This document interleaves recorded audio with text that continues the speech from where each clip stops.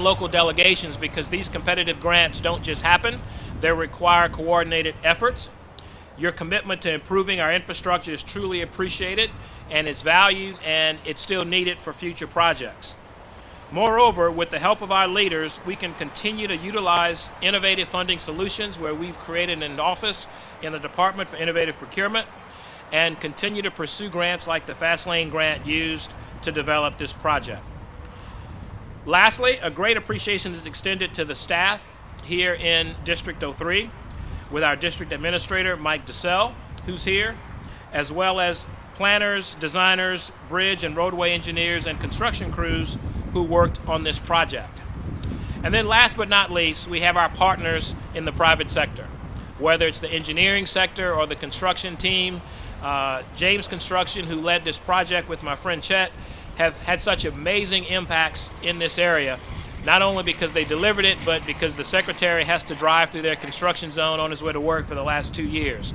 And so he received several phone calls, as well as other contractors, to make sure that we get this right and made the necessary changes. So thank each and every one of you for what you've done to deliver this project. Now, earlier I mentioned to you that the governor plays a very important role in making match possible and delivering projects and pursuing things that are outside of our normal protocol. And this was the first, as I said, discretionary project that not only required innovative thinking and approaches to delivery and making a case, but it required a tremendous political uplift as well to make sure that the federal administration was aware of what we were able to do and what we wanted to do with this project. And so I'd like to publicly thank Governor Edwards and invite him to come up and say a few words and celebrate the state's first, but certainly not the last, discretionary grant and major interstate project here in Acadiana. Governor John Bell Edwards. Thank you, Sean. Thank you, Sean, and thank all of you for being here. It is a beautiful day, and I am willing to give you credit for the weather, so long as the next time it's raining and storming when we do these, you accept that too. I do want to thank Sean for, and really everybody at DOTD for tremendous work on behalf of the state of Louisiana. And I know how hard they work. I know how innovative and visionary they have become with new methods of procurement, making sure we speed infrastructure development across the state. And I'm also thankful for a second term, because we went around the state making a bunch of announcements and doing groundbreakings, and now we're on the back side of that, and we're pretty frequently now going out and cutting ribbons, and so I appreciate that. I do want to say, while I'm thanking folks, how much I appreciate the team that you have up here as well, with Mike Huball and Josh Guillory, the mayor, Vincent Pierre, and Senator Gerald Boudreaux as well. And we enjoy working with everybody here from this area. So I am excited to be here to announce the completion of a $124 million infrastructure investment to widen I-10 for 7.11 miles from I-49 to Breaux Bridge. And it would not have been possible but for the fact that we were successfully able to compete for and win grant funding, as Sean mentioned. It wasn't just the widening. Obviously, we added a travel lane, but also a 16-foot shoulder and a 54-inch median barrier for both east and westbound traffic. And then nothing is as easy as you think, because there were 5 structures that had to be widened, and then one actually had to be replaced, the Highway 328, because the span length increased, and so we had to replace that structure completely. So this was a big undertaking, one that I think is going to be important for this region for many, many years to come, and it's important for a lot of different reasons. You do have traffic congestion here with the traffic count that Sean just mentioned, but you also want to make sure we have safe highways. We want to reduce commute times. We just want to make sure that this area is accessible to people who may want to travel here or travel through this region. So really, those are the things we're trying to do all over the state of Louisiana, which is why we have invested since 2016 $4.5 billion in transportation infrastructure across the state of Louisiana. We have made it a priority. And by the way, just in St. Martin and St. I'm sorry, just in St. Martin and Lafayette parishes, it's over $550 million that we have invested since I've become governor. Today's celebration obviously isn't just about a road, it's about investing in a community that has played such an important part in our state for a long time, and really trying to help the economic drivers for this region, for our state, to continue to thrive.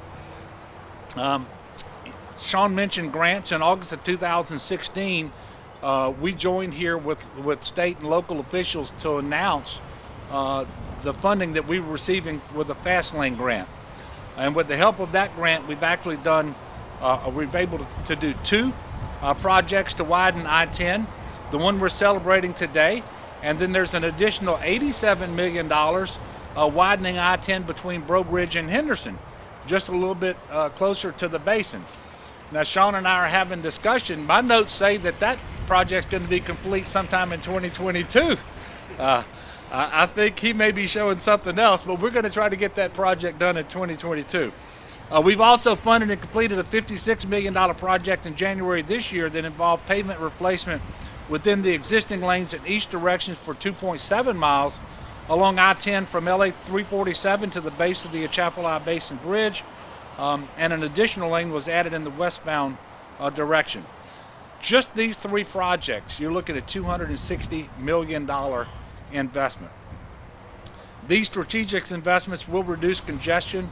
They're going to speed up the flow of commerce. They're going to improve quality of life, and certainly they're going to deliver safety improvements.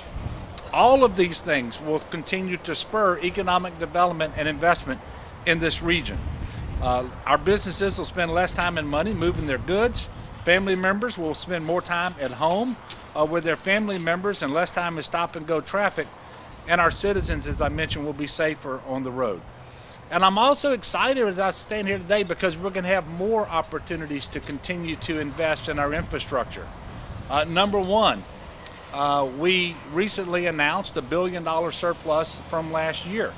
That surplus, by Constitution, has to go to pay state debt, and it has to go, a certain part of it, into the unfunded accrued liability, but also into the rainy day fund. But beyond that, we typically deliver capital construction projects for cash, so we don't have to go to the bond market and borrow that money. That's going to be very helpful. We have ARP funding that is left, $1.4 billion that remains available to us. And then a week ago today, Sean and I were both in Washington at the signing ceremony for an infrastructure bill that is going to be extremely helpful for the state of Louisiana. Just pursuant to the formula, $6 billion will come to Louisiana above and beyond what we were expecting for roads, bridges, ports, airports. And I'm obviously very excited about that. But then there are billions of dollars more that we can compete for. It's competitive discretionary grants, like the grant that we were able to win in order to pay for this project. And so we're going to be doing that robustly going forward. I told Sean I'll be satisfied with nothing less than more than our fair share of that funding coming out of Washington. But we're going to be fighting for that. And I'm going to work with the legislature too, because if you get additional federal funding, there's also additional non-federal match that you have to pay in order to get that funding.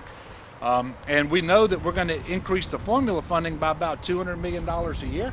And so we're going to be working with you to make sure we have a reliable source of funding to meet our non-federal match obligations, so that we don't leave that money on the table so that it goes to other states.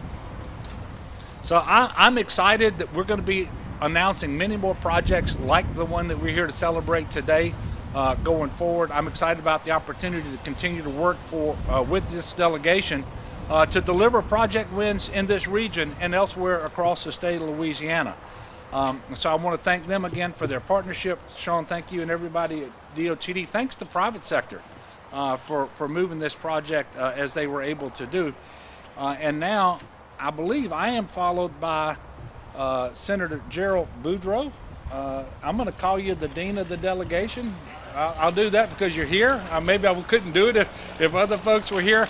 But before he speaks, I want to thank him for his leadership in Baton Rouge and his tireless efforts on behalf of this region, because he calls me very frequently to make sure that I'm aware of what this region needs. I appreciate his friendship, his partnership, but really his diligent service on behalf of all the constituents that he represents and people in this region that he doesn't represent, because he speaks for the entire region every time he talks to me. So, Gerald Boudreaux, thank you so much. Thank you, Governor. Thank you. Good morning. I think Dr. Wilson and the governor have hit on all the. This is the recorded one. That's the one for the speaker. Yeah. The governor and Dr. Wilson hit on all the high points. This is a great day. It's Thanksgiving week, and we get an opportunity to say thank you in this community for some great work. We were here when this project was announced, and after serving over 40 years in local government, Governor, you're absolutely right. If you don't get reelected, you don't get a chance to come and cut the ribbons and enjoy the fruits of those labors that go into so many different projects.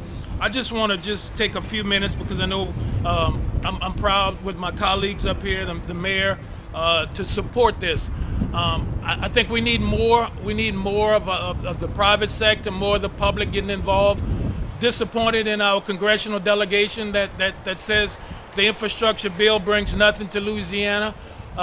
This project comes to this district, to this community. It means a lot. So, no different than anything else, when we get an opportunity to buy in on the federal level, we need to bring those dollars back home. I want to thank the governor for his leadership, not only in the area of supporting transportation and infrastructure, but during these pandemics, during all of the disasters the state has had. The steady hand of leadership, the military background has really paid off. And then in closing, I'd like to once again commend the work of our Secretary of Transportation and his entire staff.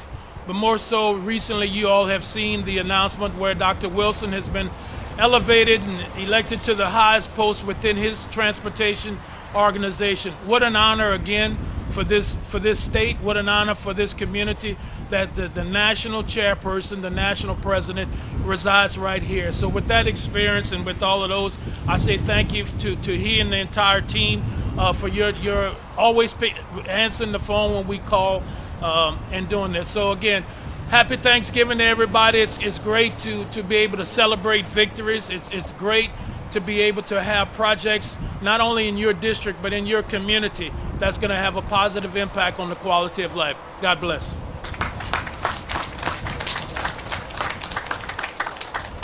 Thank you, Senator. I'm going to deviate just for 1 second, because in 2016 I lived in Representative Pierre's district, and I still consider myself a resident of his district, and that of Senator Boudreaux. But more importantly, Vincent Pierre was the chairman of transportation when we started this project, and he too played a critical role in convincing the federal government to give us the $60 million to jumpstart this project and deliver it. And so with that, let me bring to you my lifetime chairman of transportation and residential chairman of transportation, guy who I'm proud to say I voted for, Mr. Vincent Pierre, and he'll be followed by Representative Mike Huball, who is on the receiving end of this project. I don't necessarily vote in this district, but I do stop and get gas and on occasion get some boudin. So let me let Chairman Pierre come up and say hello to you. Again, thank you, and thank you, DOTD, for this great work that you've done, and everyone that's here, including all of the folks with the company, with DOTD, for their support. In 2016, when that piece of federal dollars came to our desk, we were so happy to see that there was some funding available to do this project. And as I've said, and I've always said, this is the front yard to Lafayette. And we're going to ensure that the front yard is taken care of. But we just want to thank all of you and thank our governor for his support, tireless support, for all of the projects that we were able to do with Lafayette, including North University, including I-49, just to name a few of the projects that he's been in support of and been working with us on. And again, thank you all for coming.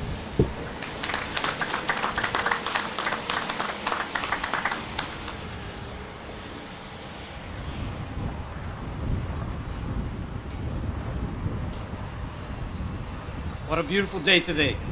It seems like it was just a couple of months ago when we came out here for the groundbreaking for the highway that now passes to my right.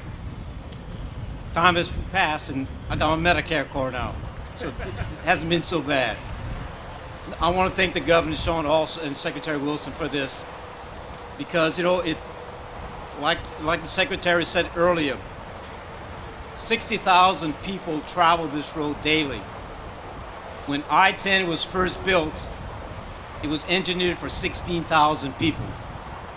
Now that's a great thing, because that means that more people are passing through our area. But unfortunately, the infrastructure that was designed and built then wasn't designed for the traffic that we have now. We're very fortunate to have I-10. Commerce followed the waterways first, then it followed the rail system, but now it follows the interstate system. So thank you, Governor and Sean, for the foresight of building this. And I'm glad that it goes east and encompasses much of my parish and my district. And I'm glad on the way coming back, it passes again through my parish and my district. And Secretary Wilson, keep on stopping and getting gas in Boudin and Cracklin and whatever else you want in our parish. We enjoy your visits there. Thank you all for being here today. It's a beautiful day, as it was back when we had the ribbon cutting for the groundbreaking. Today we have a ribbon cutting for the actual road that's beautiful to our right, to my right. Happy Thanksgiving to all of you and your families. May it be a time of Thanksgiving for all the fruits that we've had this year. My prayers will be with all of you, as they are for my family. Thank you all again for being here, and thank you, Governor Sean, and my colleagues for being here also.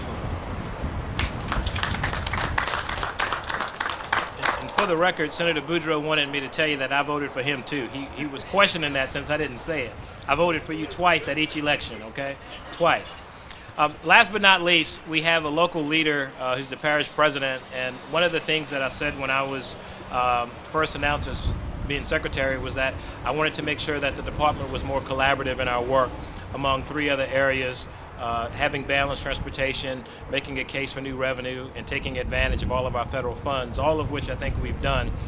But this mayor-president has come in. He's been a great partner for us, not just on this project, but other projects here in Acadiana as well, and in Lafayette, whether it's University, I-49, and other projects, road transfers, things that we've worked together on and continue to work together on. So we'll hear from Parish President Josh Gillard.